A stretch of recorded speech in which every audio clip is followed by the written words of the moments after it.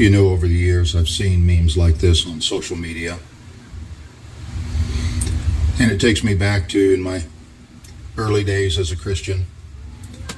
Me and my buddy Jim go to every church function together, hang out a lot, get books from the Christian bookstore, and then go to Steak and Shake, sit in the parking lot all evening long, drinking coffee and reading these books. And then he met this girl who would become his wife, and he drifted away, and he didn't want to talk to me anymore. Well, I know from conversation with her that she intentionally did that. She wanted to pull him away from church and everybody he knew there at church and everybody was close to. That she flat out told me she did that on purpose.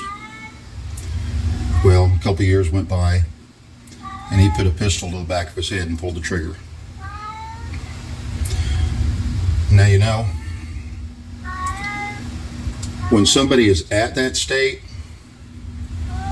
these memes on Facebook or Twitter or wherever don't do them any good. These memes were created so that you can always say to yourself after the fact, well, I wish he would have just called me. See, it's self-justification.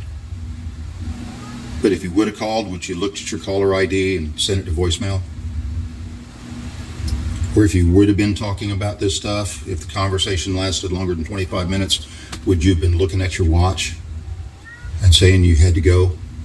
We'll get back to this later, and then you never do. Really?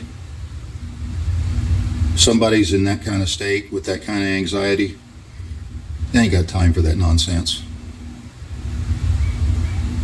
And your attitude is not love. The plans you have for today are not your mission. The person in front of you is. And it's not too late for Abby. She could be next to you. Don't miss the chance to tell her before her life is through.